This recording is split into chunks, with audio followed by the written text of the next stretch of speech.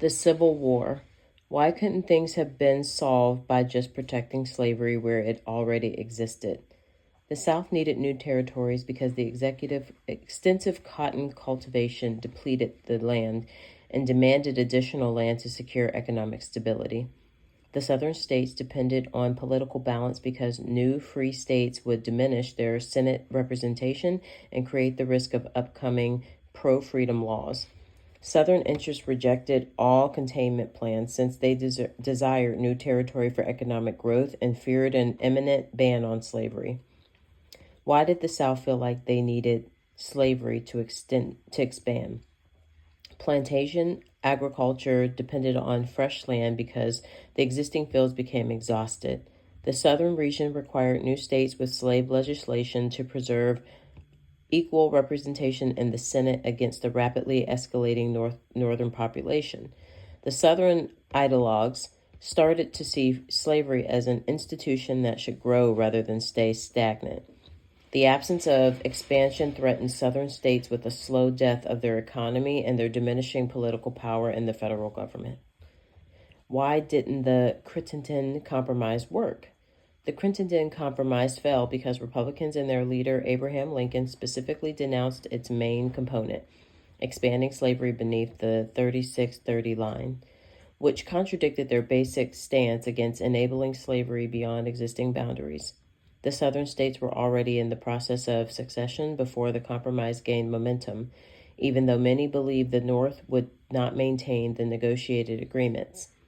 The national politics became too divided during January 1861 for any compromise to succeed.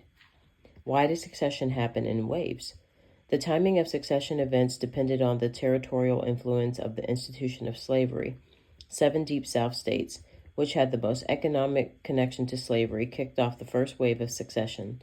The 4 states of Virginia, North Carolina, Tennessee, and Arkansas completed their secession following the delivery of Fort Sumter by Lincoln and his appeal for military personnel.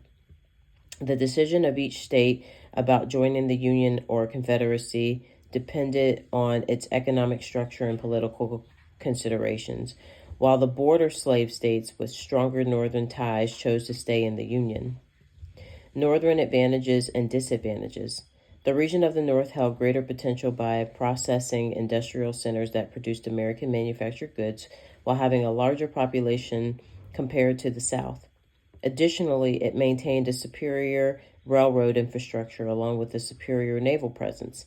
2 key disadvantages for the North emerged from having to battle on unknown territory and defend from the South while dealing with mediocre military leadership at the start, alongside the demanding task of taking control of extensive southern territory when their main priority remained border protection. Southern advantages and disadvantages.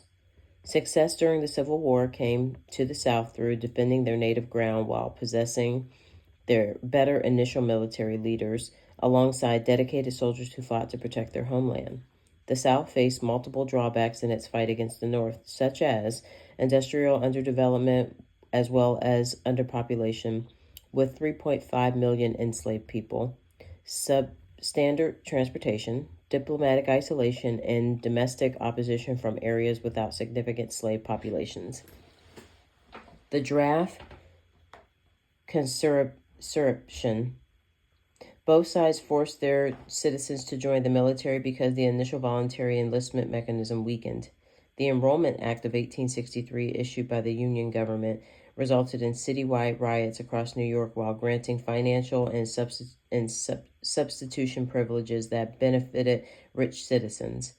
During its 1862 draft legislation, the Confederacy granted an exemption to slaveholders who owned 20 or more enslaved people, which intensified opposition from its poorer white Southern demographics. These institutions revealed contradictory relationships between social classes because they resulted from the historic level of military workforce needs. Gettysburg, Antietam, and Sherman's March. Antietam successfully stopped Lee's first northern invasion after September 1862, which permitted Lincoln to release the Emancipation Proclamation in July 1863, Gettysburg brought an absolute conclusion to Lee's second attempt to invade Northern Territory, thus reshaping Eastern military operations. The scope of destruction caused by Sherman's march to the sea through hard war operations resulted in comprehensive damage to Georgia's economic systems and civilian spirit, which accelerated the Confederate disintegration. Why do you think the South lost? The South lost because of its significant resource disadvantages, including Northern naval supremacy, along a larger population, and industrial manufacturing capabilities proved dominant in the long run. The Union brought about Confederate defeat because its successful port blockage operations and successful dismantling of internal supply networks, together with enduring military actions from various directions. The Confederacy lost due to the inability to gain international support when Lincoln transformed the war into a battle against slavery beyond 1863, thus eliminating the potential for foreign nations to intervene. Differences between upper-class Southerners and the inside economic conditions, along with growing exhaustion in the war, continued weakening the Confederate battle effort. Role of women. Women entirely shaped Civil War society when they embraced previously unknown public duties. Through the Sanitary Commission, Northern women took charge of business operations, factory production, and farm management. Plantation-holding Southern women executed plantation tasks while handling slave operations and carrying out agricultural duties. The battlefield nursing revolution began with women on both sides of the conflict due to leaders like Dorothea Dix and Clara Barton. Women gained economic opportunities due to the war, but still needed numerous more years for equal political rights. The role of African Americans.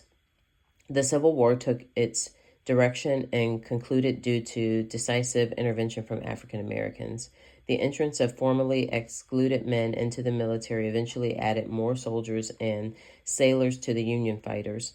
Through their military involvement, the Northern public evolved their views about the conflict, which led Lincoln to alter his policies towards freedom. Private intelligence combined with necessary workforce efforts came from escaped enslaved people who operated behind Union territory. Through the Emancipation Proclamation, the Union weakened the Confederate economy by targeting its workforce. The military service of black soldiers resulted in earning influential citizenship rights, despite pay and assignment inequalities within the military service.